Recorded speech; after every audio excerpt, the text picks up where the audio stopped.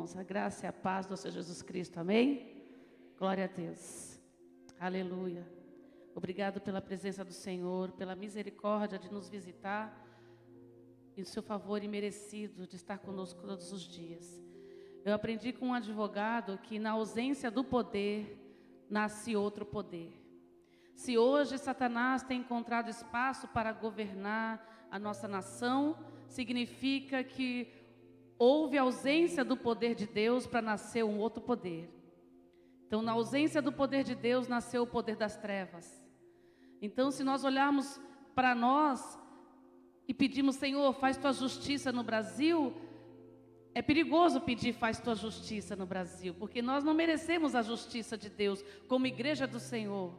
Mas nós pedimos, Senhor, faz tua misericórdia com a igreja do Senhor, é um favor imerecido, nós não merecemos, Senhor, mas tenha misericórdia da igreja do Senhor no país, porque por nossa causa, pela ausência do governo de Cristo nessa nação, nasceu o governo do mal, nasceu o governo das trevas, mas nós estamos nos levantando para destituir esse governo e levantar o governo de Deus novamente, através da oração, porque a igreja do Senhor se levanta, está se levantando. E quando veio essa notícia dos Exus, que eu soube, eu falei, Senhor, na hora eu falei, meu Deus, uma marcha para os Exus em São Paulo, meu Deus, é para amaldiçoar o estado de São Paulo, é para amaldiçoar todas as cidades do estado de São Paulo, é proposital, tinha que ser na cidade do estado de São Paulo. Aí o Senhor falou assim para mim, mas os deuses de Baal também quiseram sobressair, mas o Senhor é maior do que os deuses de Baal.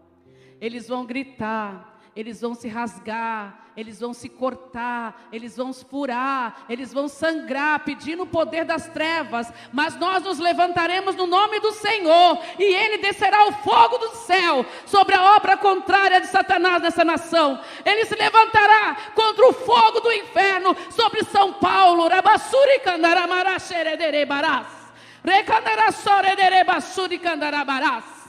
Eles vão pular, eles estão sacrificando criança, estão sacrificando animais, estão bebendo sangue, estão se matando, mas nós não precisamos, porque quando clamarmos o nome do grande Eu Sou, o fogo do céu consumirá os deuses das trevas. Os deuses de Baal não tomarão conta do estado de São Paulo.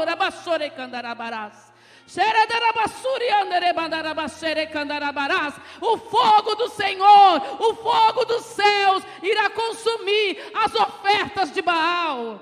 Estão ofertando para Satanás sangue inocente todos os dias para essa marcha.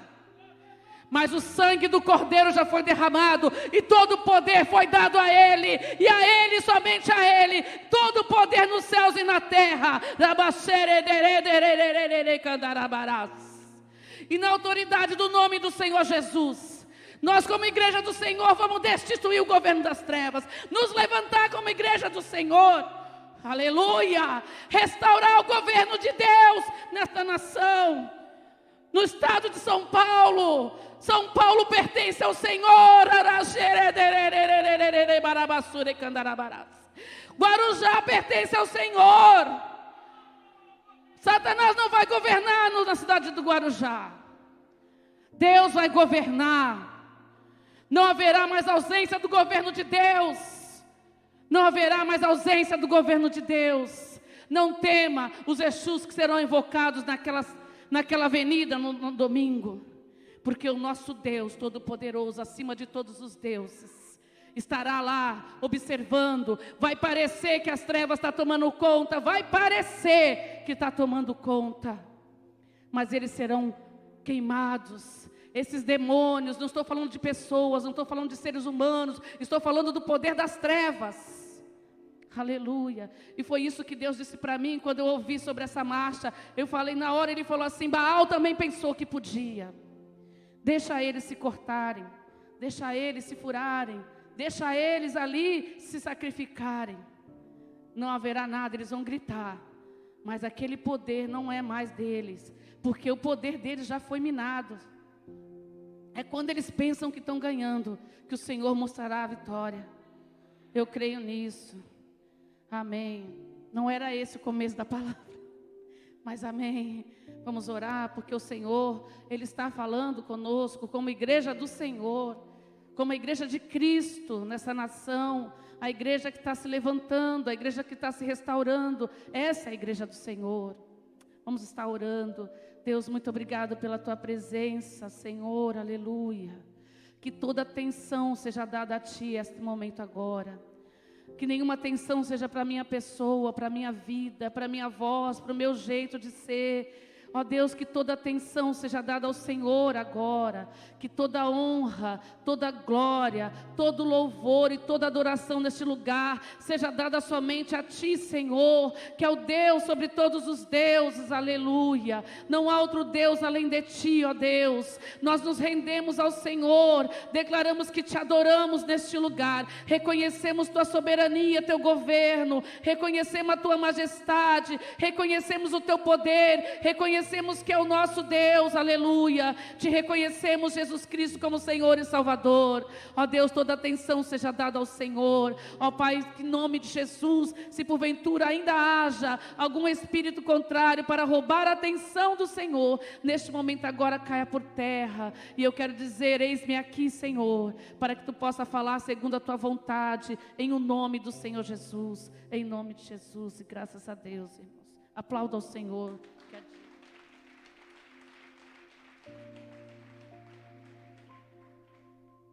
Irmãos, o pastor falou que eu poderia trazer uma palavra livre. Então eu trouxe uma palavra que Deus falou com a minha vida pessoal. Então na verdade será uma noite de compartilhar um momento em que Deus falou comigo. Abra tua Bíblia no livro de Isaías, capítulo 6.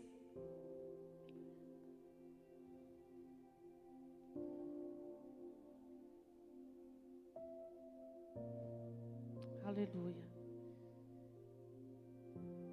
Aqui não está, né? Então vou acompanhar aqui mesmo.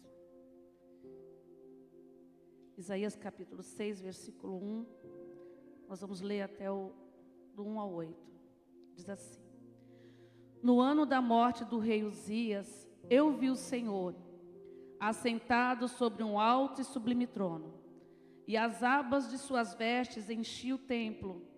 Serafins estavam por cima dele. Cada um tinha 6 asas. Com 2 cobria o rosto, com 2 cobria os pés, com 2 voavam.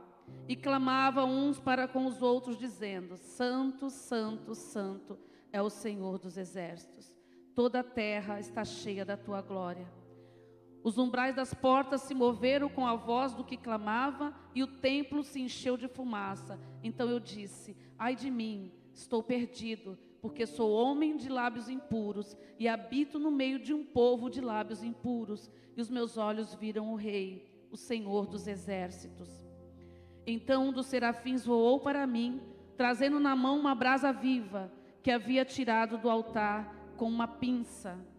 E com a brasa tocou na minha boca e disse: Eis que esta brasa tocou os teus lábios, e a sua iniquidade foi tirada, e o seu pecado foi perdoado. Depois disso eu ouvi uma voz do Senhor que dizia: A quem enviarei? A quem há de ir por nós? E eu respondi: Eis-me aqui, envia-me a mim. Amém. Glória a Deus, irmãos. Essa passagem, esse momento na vida do profeta Isaías, é um momento que eu passei por ele há uns 15 dias atrás. A igreja do Senhor está passando por ele, o Brasil está passando por ele. E ali ele começa relatando a morte do rei Uzias. O rei Uzias era um rei bom, tinha um certo temor de Deus. Por causa disso, por causa da influência do profeta Zacarias, ele tinha um certo temor de Deus. Então o reinado dele foi bom e foi próspero. Essa é a diferença quando a autoridade maior de uma nação teme a Deus. Toda nação é próspera. Então, naquele momento, aquele lugar, aquele reino estava debaixo de um rei que tinha temor a Deus. E ele era bom, ele era bondoso, ele era misericordioso. Enquanto ele reinou, houve bondade, houve prosperidade, houve riqueza naquele país. Isaías estava numa zona de conforto. A biografia dele é longa, mas eu vou me prender só nesse momento de que ele já era profeta. Ele vinha de uma família conhecida também, uma família influente, tinha um certo conhecimento, mas ele não atuava ainda como profeta ali ao lado do rei Uzias, né? Não estou aqui entrando na parte de familiaridade, nada disso. Então Isaías estava de boa, o país estava de boa, e ele estava lá. De repente, o rei Uzias, com tanta prosperidade, com tanto sucesso, deixou se ensoberbecer, fez o que não devia, tentou acender incenso no templo, que não era a função dele. Conclusão, ele teve lepra e morreu. Agora o rei Uzias morreu. Como é que vai ficar o país? Como é que vai ficar a nação?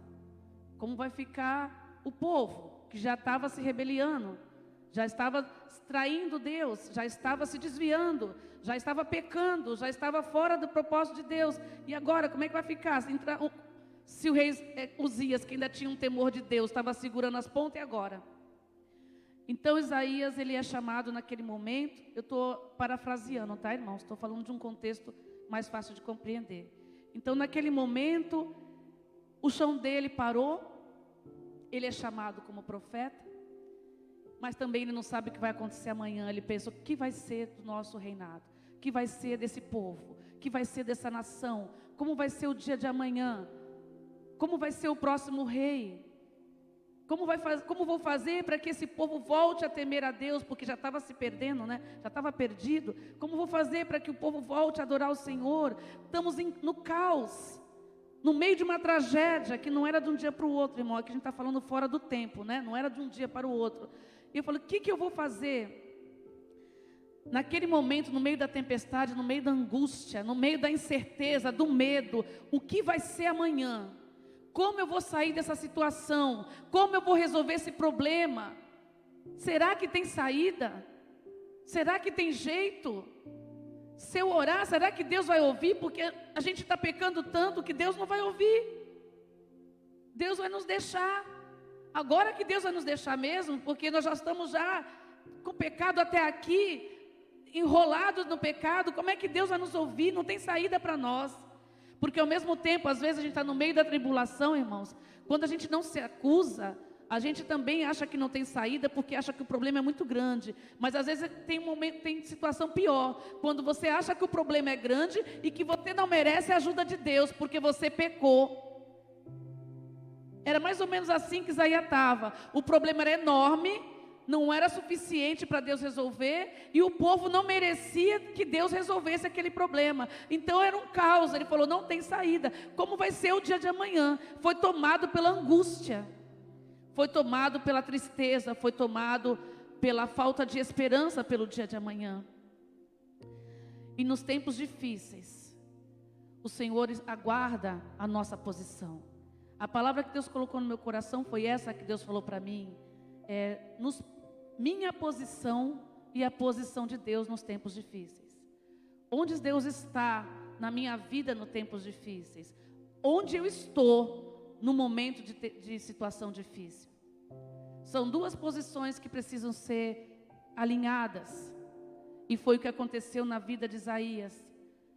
Porque ninguém está isento de dias difíceis, irmão. Ninguém está isento de desgraça, ninguém está isento de problemas, ninguém está isento de aflição, ninguém está isento de muitas situações. Não adianta comparar meu problema com o seu com o meu, ninguém está isento.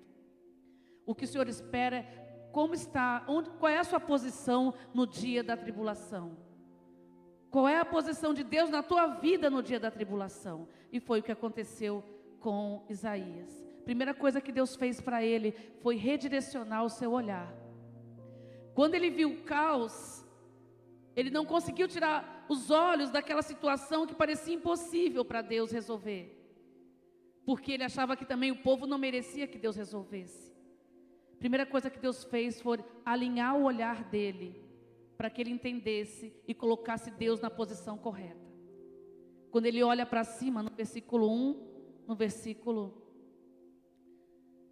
1, ele fala assim: eu vi o Senhor assentado sobre um alto sublime trono. Primeira coisa que Deus fez foi restaurar o olhar dele. tirou os olhos dele da situação e colocou para cima. Apesar do caos parecer não ter fim, ele olhou para cima e disse: eu vi o Senhor assentado no alto e sublime trono.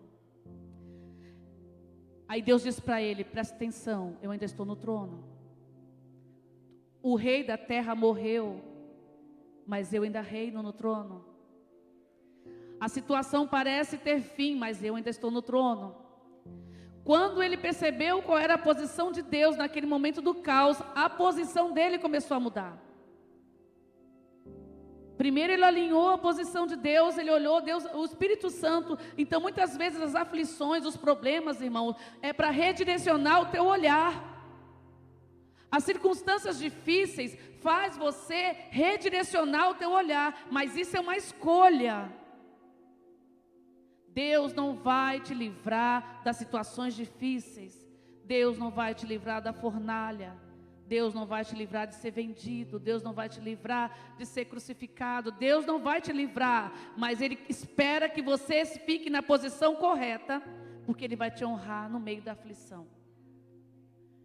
A posição correta é olhar primeiro para o Senhor e verificar qual é a posição dEle. Opa, Deus ainda está lá. Não está nada perdido. Ele continua sendo soberano. Ele continua tendo controle de todas as coisas. Talvez a gente ouvindo tudo isso, na hora a gente pensa: meu Deus. Aí ele fica: olha para cima. Eu ainda estou no trono. O meu reino não foi abalado. Eu ainda estou no trono. Estou operando. Quando a tua situação ficar difícil, Deus falou para mim: olha para cima. Aí o Salmo 121 veio direto no meu coração e falou: se eu olhar para os altos montes, da onde virá meu socorro? Meu socorro vem do Senhor que criou os céus e a terra e tudo que nela há. Conforme eu vou olhando para Deus, conforme eu vou lembrando da palavra de Deus, a minha fé vai começando a renovar. Naquele momento que estava difícil eu pensar que havia uma saída, eu começo a olhar para a posição de Deus. Não é possível. Se Ele ainda está no trono, não é possível que não tenha saída essa situação. Não é possível que eu esteja no fundo do poço. Não é possível que todas as portas estejam fechadas para mim. Não é possível que essa pessoa não vai ter transformação. Não é possível, porque Deus ainda está no trono. Ele ainda reina. Ele ainda reina. Então vou ficar na posição, olhando para o alto, trazendo aquela visão de Isaías que era sobrenatural para o mundo natural. Onde Jó 42 diz que bem sei que tudo podes fazer e ninguém pode impedir os teus planos. A tribulação de Jó, Deus poderia impedir? Poderia. Deus poderia poupar Jó? Poderia. Jó poderia se entregar àquele caos, àquela tristeza, aquelas perdas, perda familiar, perda de filho, perda financeira. Ele poderia se entregar, irmão, ele tem todo o direito. Mas ele escolheu ficar na posição de adoração, olhando para o alto. Ele falou: não é possível. O Deus que eu conheço ainda está no trono. Se eu estou passando por tudo isso, uma hora vai ter fim. Tem um propósito. Ele, imagina, irmãos, no lugar dele, eu não sei se eu tinha esperança ainda, mas a Bíblia relata que ele tinha esperança. Eu confio na palavra de Deus. Com tudo perdido, com todo mundo mandando ele amaldiçoar o Deus dele, todo mundo acusando ele que ele estava naquela situação por pecado, ele olhou para o alto e falou: Deus ainda está no trono. E ele diz no capítulo 42, eu sei que tudo tu podes fazer, e ninguém pode impedir os teus planos. E Deus honrou ele naquela tribulação. Ali Deus restituiu as suas finanças, Deus restituiu o seu casamento, Deus lhe deu filhos. Deus restaurou a sua vida, porque na hora da tribulação, ele resolveu permanecer olhando para o Senhor, glorificando o Senhor, e não ficar parado, porque Isaías estava estagnado diante da tragédia, e naquele momento ele deixou de ficar parado. Você não está parado, você veio para a igreja, amém? Você já está na posição, você está aqui, nós estamos aqui, você não parou, você não ficou em casa, apesar de querer ficar em casa, você veio. Então o Senhor está vendo que a tua esperança está no Senhor. Só porque nós estamos num momento de guerra, não significa que o general está morto. Estamos em guerra. Mas o nosso general está à frente. E ele não perde batalhas. Quando nós falamos, Senhor, essa guerra, essa tribulação, ela não é nossa, ela é tua, Senhor. Estou no meio do caos. O Senhor diz, eu estou no caminho. Porque nós reconhecemos a bondade de Deus. Quando você esquece quem é Deus, quando você não tem noção de quem é Deus, quando os problemas apagam a personalidade de Deus da tua mente, aí você se entrega. Aí você se entrega, paralisa, fica lá fazendo aquilo que a gente faz às vezes quando está em crise, principalmente mulher, né, irmão? Quando acontece uma crise, que a gente passa por um problema bem grande, irmão. Primeira coisa que a gente faz, olha só. Olha como o inimigo é sujo. Na hora que acontece o caos, a tragédia na nossa vida, os nossos olhos, em vez de desviar para o alto, desvia para o Instagram. Por quê? Porque você vai distrair a tua cabeça e não vai lembrar do problema. Tô sofrendo tanto, tá tão difícil para mim que eu vou passar o dia olhando para a televisão. Tá tão difícil que eu estou passando hoje, que eu vou passar o dia no Instagram, no Facebook, no futebol, em qualquer outra coisa que me faça esquecer do problema. Olha como o diabo é. Então, em vez de você olhar para o alto, os teus olhos olham para a distração. E ali você, de maneira enganosa, acha que se permanecer olhando para o Instagram, para o computador, para a televisão, para o futebol, para qualquer outra coisa, o problema vai sumir, ele não some. Você vai desligar o Instagram, você vai desligar a televisão, você vai dormir, o problema está lá ainda. Pior, que a esperança não foi renovada, a angústia aumentou, porque você não teve esperança que veio do Espírito Santo, você estava na fonte errada. É uma das coisas que a gente costuma fazer, e a primeira coisa que acontece quando vem a tribulação, irmãos, que a gente tenta fazer quando vem a luta, somente quando estamos fazendo a obra, é o seguinte, Jesus, não mexe comigo agora porque eu não estou bem. Não me chama para fazer nada. Não fica me pedindo para tirar oferta. Não fica me pedindo para orar por ninguém. Não fica me pedindo para fazer visita. Piorou se pedir para ganhar alma para Jesus. Porque eu não estou bem. O Senhor sabe, está vendo a minha situação. O Senhor tem que ver, Senhor, olha aqui, ó, o que eu estou passando. Não dá para o Senhor ficar me chamando para fazer a obra. Ganhar a vida para Jesus. Olha aqui o que eu estou passando, pelo amor de Deus. Estou num caos financeiro. Não consigo sair daquele buraco. E o Senhor fica me chamando para ganhar uma para Jesus. Não, Jesus, por favor, não estou bem. Olha para mim e não me chama. Não é assim que a gente faz, irmão? Não estou bem. Não estou bem, Deus. Não estou bem para tu me chamar. Não estou bem. Eu estou no meio de uma crise. Estou no meio de uma tempestade. Por favor, me esquece. Né? Nós fazemos isso. Falo por mim. Quando o pastor me convidou para voltar a fazer o trabalho de célula, na época eu aceitei, acho que foi mês passado, não lembro. E você acaba esquecendo que você entra numa batalha espiritual, né? Aí entrei, mas eu já sentia que o inimigo estava... Irmão, é uma sensibilidade que você não sabe explicar. Você já sabe que o inimigo está te rondando, você sente a presença dele. Eu ia para a escola, eu sentia, eu ia para casa, eu sentia. Teve um almoço, um jantar na minha casa, eu sentia ele lá. Eu falei, meu Deus, o que está acontecendo? Por que está acontecendo isso? E eu toda hora, eu ficava, não, vou ungir minha casa, vou ungir tudo, passa óleo aqui, pega o óleo de Israel, mas não estava tendo noção. Aí quando eu fui na primeira célula, que foi há uns 15 dias atrás, mais ou menos, primeira célula que eu fui, quando eu cheguei em casa, às 2 horas da manhã, Deus deu um sonho. No sonho eu estava dentro da célula de novo. Só que manifestava uma pessoa e ficava endemoniada. Aí naquele momento, o líder da célula, em vez de orar eu estava já indo embora no sonho, né? No sonho eu estava de costas saindo e a pessoa se manifestava. Aí eu olhava para trás, eu falei, mas não acabou a célula, a pessoa ficou endemoniada, né? Aí o líder orava pela pessoa e ele falava assim, em vez de expulsar o demônio, ele falava assim, o que é que você veio aqui fazer com ela? Eita. Aí o demônio falava, vim para tirar ela da presença de Deus. Foi bem, irmão, era como se o demônio estivesse no meu quarto. Ele falou bem claro, vim para tirar ela da presença de Deus. Aí eu olhava para trás, eu falei, não, em nome de Jesus. Só falava, irmão, mas sabe quando você deixa passar? Aí acordei de manhã, falei para o Marcos, olha, aconteceu isso, né? A gente foi na célula, falei para a Nicole e tal. Fui para casa, orei mais ou menos, passou. Realmente, o inimigo se levantou para me tirar da presença de Deus. E a primeira coisa que eu falei para Deus foi isso aqui. É o seguinte, Senhor, me deixa. Eu vou ligar para o pastor agora e eu não quero mais me envolver com isso, porque eu não vou passar por isso de novo. Eu não vou sofrer. Para que eu vou sofrer? Fazendo isso? Deixa, já estou salva mesmo. Eu estou salva, não estou em pecado, entendeu? Dou o meu dízimo, posso morrer sentada na igreja falando de Jesus. Eu falo, eu falo de Jesus para todo mundo. Eu faço pilates, eu negociando com Deus, né? Eu faço pilates, minha professora do pilates, toda vez eu convido ela.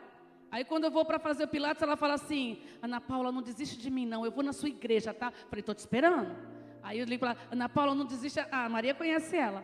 Ela fala assim, Ana Paula, não desiste de mim não, eu vou na tua igreja, tá? Quando o marido estiver trabalhando, eu vou na tua igreja. Eu falei, tá bom, estou te esperando. Aí, estou fazendo a unha com uma moça lá que eu não conhecia, também não são da igreja, são 4 moças, porque a Railma não está podendo fazer. Aí eu estou lá todo dia falando Jesus para aquelas meninas. Aí quando foi hoje, ela assim, onde que é a sua igreja? Eu falei, onde era a minha igreja? Eu falei, onde você mora? Eu falei, tem uma célula para você. Ele fala, o que é isso? É lá na casa da Suelen e da Sônia. Olha, elas estão na sua cara. Até cheguei aqui procurando elas, né? Que não estão aqui hoje. Então, eu falei assim, vou dar o telefone. Ela pode ligar para você? Pode. Olha, tem 26 anos, as 2 meninas. Tem 2 filhas pequenininhas. Moram perto da sua casa e vai para a sua célula. Em nome de Jesus, e vamos batizar elas, todas elas, em nome de Jesus. Aí eu falei, Deus, para que eu preciso fazer isso aí? Eu falo de Jesus para as pessoas, eu dou meu dízimo, vou para a igreja, eu não quero sofrer. Eu vou ligar para o pastor e não quero mais fazer isso, porque eu não vou sofrer de novo. Aí o pastor estava de férias. Eu falei, caramba, não posso ligar para o pastor, porque ele está de férias, quando que ele volta? Só na outra semana. Falei, meu Deus do céu, eu vou entregar isso aí, eu não quero isso aí. A Tabata e o Rafael ainda não foram para o sul, deixa eles aí. Até orei com a Maria, falei, Maria, vou entregar o ministério. Falei, eu não quero isso, dá tempo ainda. Eu disse sim para o pastor, mas dá tempo para entregar o ministério. Aí Deus falou assim para mim, olha para o alto, de onde virá o teu socorro.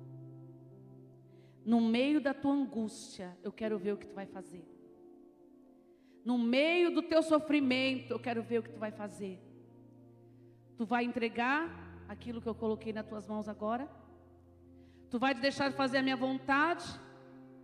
Tu vai fechar os teus ouvidos para a minha voz, para a voz do Espírito Santo, só porque está com problema? Só porque está passando dificuldade, vai deixar de fazer a obra? Vai deixar de evangelizar? Vai deixar de vir para a igreja? Vai deixar de orar por pessoas serem salvas? Vai entregar o ministério de célula? Vai ir para a célula somente para alguém orar por você? Vai sentar no banco e ficar assistindo? Ele falou assim, eu estou observando o teu comportamento. O que é que você vai fazer agora? Aí eu falei, meu Deus, o que eu faço? Fiquei desesperada. Eu falei, mais um dia, o pastor não voltou ainda, eu vou pensar, vou orar. Mais um dia. E eu tenho algumas pessoas com que a gente compartilha.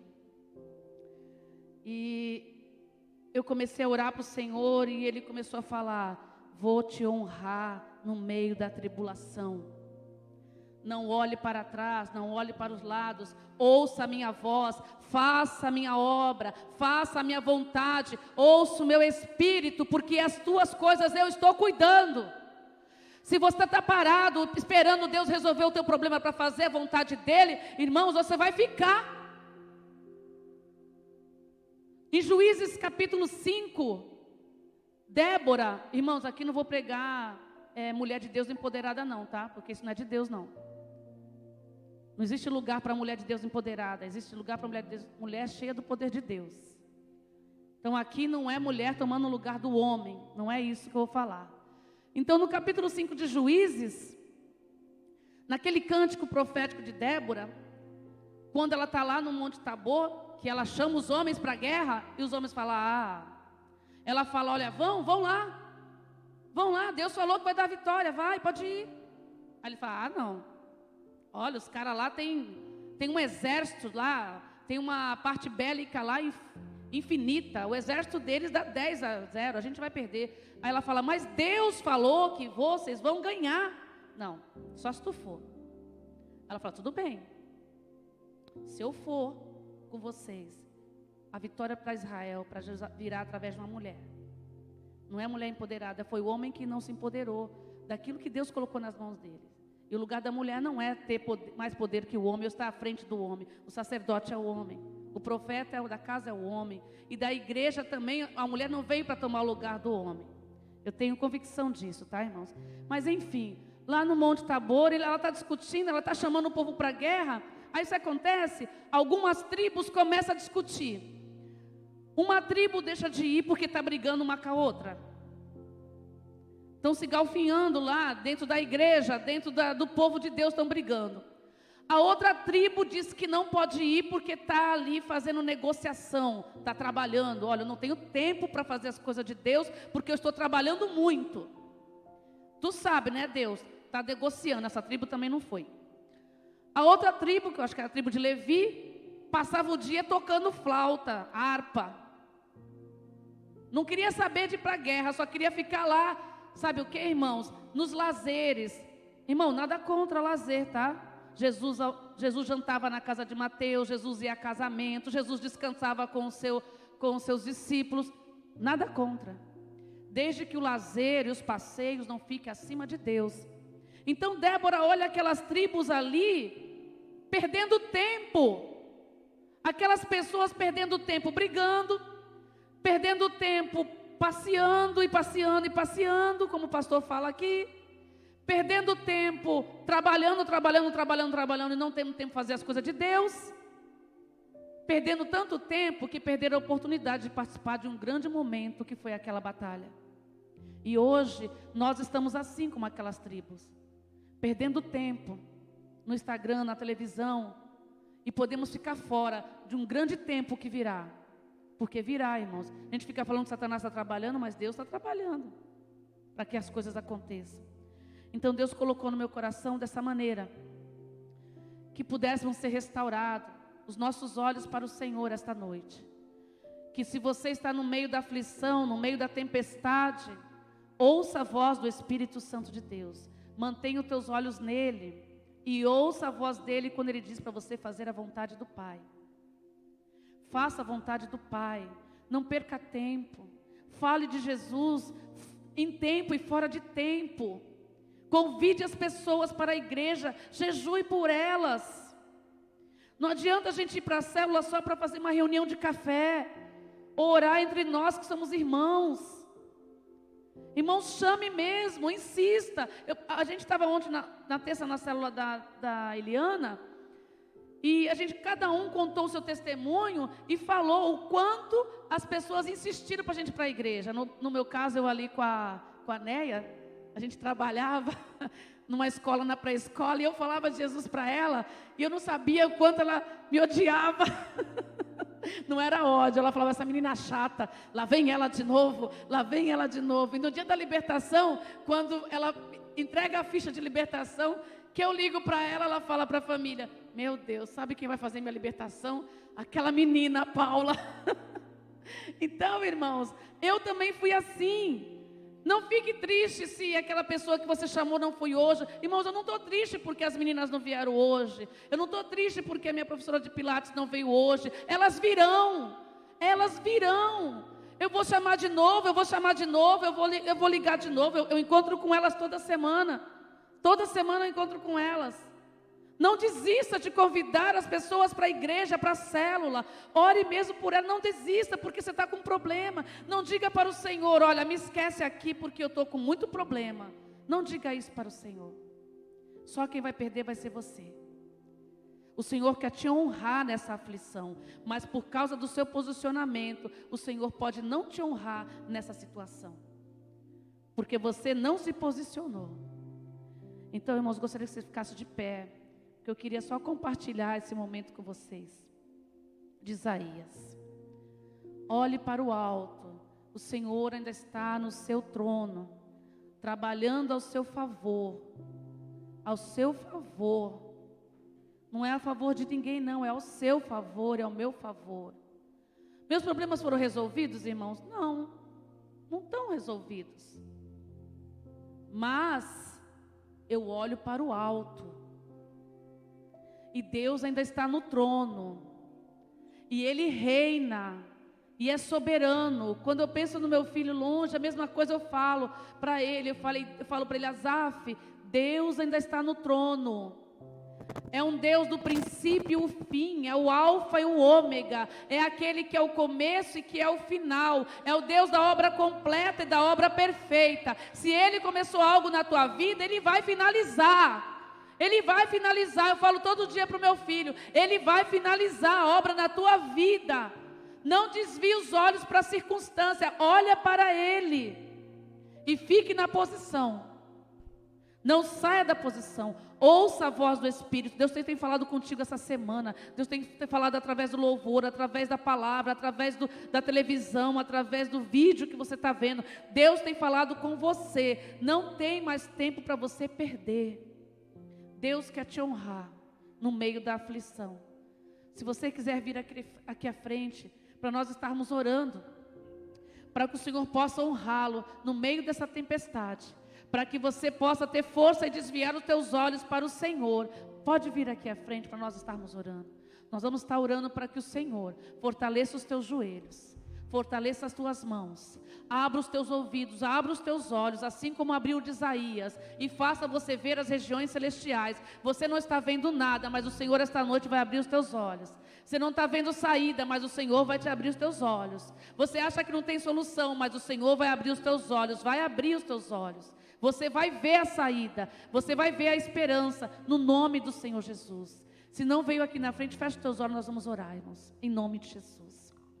Senhor, em nome de Jesus, essa noite nós te louvamos e te agradecemos, porque não ficamos em casa, ó Deus. Nós saímos de nossas casas para vir aqui adorar, para declarar que a nossa esperança não está perdida, para declarar que nós glorificamos o nome do Deus Altíssimo, daquele que pode todas as coisas, e os seus planos não podem ser impedidos. Ó Deus, em nome de Jesus, abre os olhos da tua igreja, para que ela veja, Senhor, as regiões celestiais. Abre os olhos da tua igreja, para que eles vejam que tu ainda estás sentado no trono, que todas as circunstâncias estão no teu controle. Ó Deus, em nome de Jesus, toda aflição está nos redirecionando para ti, está nos empurrando para a tua presença. Nós não iremos desistir, Senhor, porque o Senhor não desiste de nós. Deus, tenha misericórdia, Deus, da nossa causa. Nós não pedimos justiça porque não merecemos, mas pedimos misericórdia,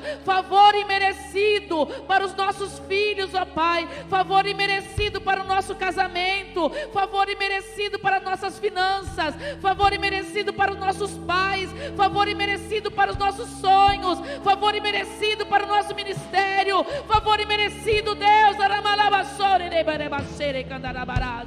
favor imerecido, ó Deus. Queremos a tua misericórdia, Senhor, sobre a nossa casa, Pai. Em nome de Jesus, a tua misericórdia sobre a nossa casa, sobre a nossa casa, em nome do Senhor Jesus. Ó Deus amado, nós olhamos para ti e podemos te ver no trono, Senhor. Tu estás sentado no trono, tu estás sentado no trono. Ó Deus, nós te louvamos, o Deus Altíssimo. Tu estás sentado no trono do Brasil, do Guarujá, da minha casa, da nossa vida, Senhor. Nós vemos a saída, não sabemos de onde virá a solução, mas nós cremos no teu poder, porque nós sabemos que tudo tu pode fazer. Nada é impossível para ti, Senhor. Nenhuma enfermidade é maior do que o teu poder. Nenhuma libertação das drogas é maior do que o teu poder, Senhor. Aleluia. Ó Deus, nenhuma restauração de casamento é maior do que o teu poder, ó Pai. Ó Deus amado, obrigado pelos livramentos, pelos laços que foram quebrados na nossa vida, Senhor.